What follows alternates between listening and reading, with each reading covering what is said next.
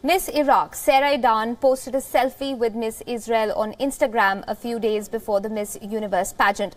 What she didn't know was that the post, which carried a message of peace and love, will turn her life upside down in just a matter of days. Idan's selfie with Miss Israel Adar Gandelsman at this Miss Universe pre-pageant shoot didn't go down too well with the people in Iraq. Seeing it as an act against their country, Idan's post became a topic of national debate. She and her family received death threats. Idan says that the Miss Iraq organization also asked her to take the photo down. The situation got so tense that Idan's family had to leave Iraq.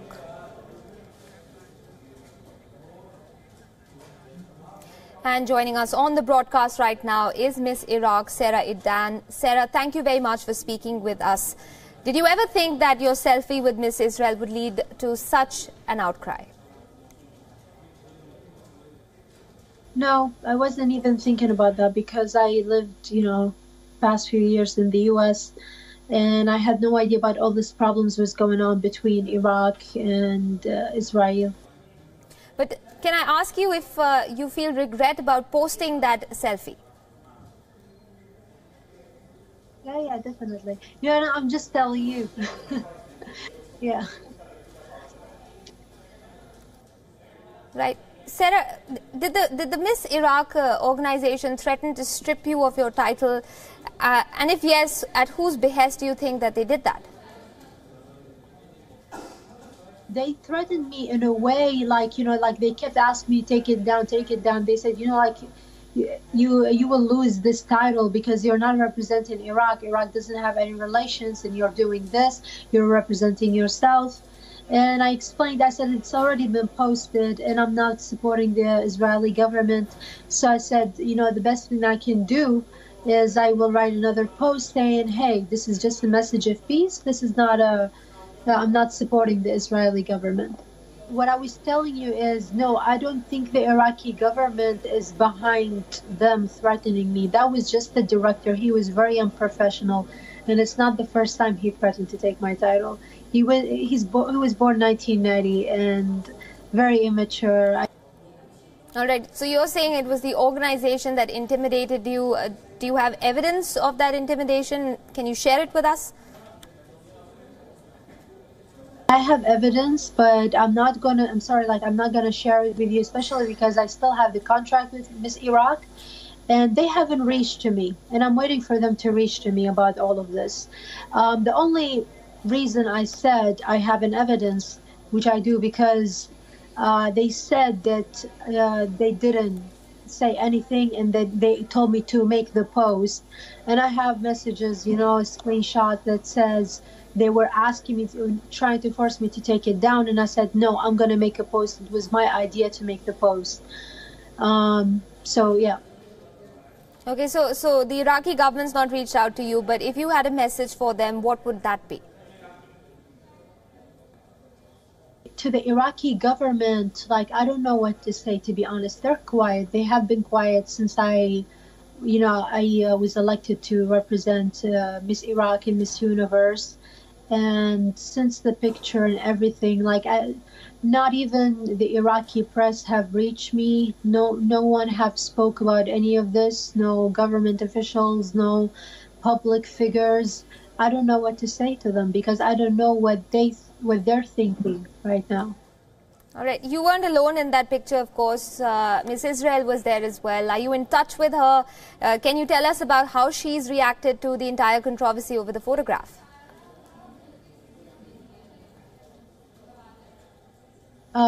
She was shocked and, but she was very supportive. She told me, she said, don't worry about this. Tell your family, if they don't give, if they can't stay in their home there, my home is always open for them. They can come and stay with my family. And, I told her, no, it's okay. It's fine. And I explained they could never go to Israel because of the whole situation. And yeah, we just remained, we talk about it every now and then. And yeah, but this whole thing, with Miss Israel and all of that, a lot of people, they think I did this picture just because of our friendship, which is wrong. She could be anyone else. She could be not a dart, could be someone else, and I would still think and do the same thing. It's not about friendship. This is about world peace. Can I ask you though, Sarah, world peace comes up in pageants quite a bit, but do you think that Israel and Iraq will ever come to a situation where they can see eye to eye? I believe in world peace. I believe not just Iraq or in the Middle East. I believe that one day all people will come to their senses, and it's happened gradually. Like if you compare the world today to thousands of years ago, we came a long way. We came a long way. People, as they educate themselves, and they, as they explore, as they see, other parts of the world, then this xenophobia become less and less. All we need is education, And I believe that one day, when we all have better education, when we have equal rights, then maybe people, they will start promoting for world peace. Maybe we will be all one country. We don't know. Right. We have time for one last question, Sarah. Can I ask you, do you have a message for the people who are watching this show, for people who, might not have heard you speak before? What's your message to the world? Let go of your anger. Let go of the anger and the resentment. They're only going to affect the future generations. Like, we've all been mistreated. I've been prosecuted. My family have been prosecuted in the past. That doesn't give me an excuse to go and attack innocent people just because I'm angry. We need to deal with these issues. We need to rise above them. And we need to think about what's best for us, for what's best for our planet and our people. Because only if we are together, we can develop and we can have peace. We need to embrace each other's differences. That's a huge thing. We need to be diverse. We need to welcome diversity. A lot of people, they're afraid from other people from different religion or ethnicity. I think that's very wrong. And a lot of people, I have also a lot of friends who are atheists, and they think religion is a mistake because it created hatred.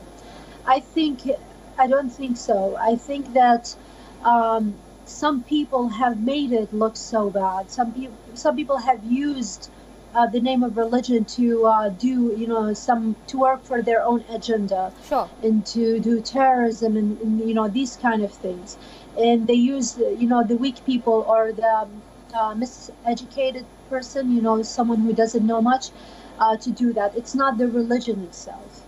So I just hope that people, they welcome. I like people from different parts of the world. I like people with different minds. Like, the more I meet people who are different than me, the more I learn about myself too.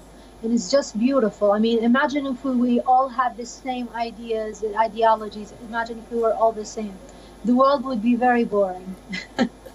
Absolutely. That's very well put. Sarah Idan, thanks very much for speaking with us, for being so candid about what you went through, and of course, as far as your message for the world goes. We leave it at that.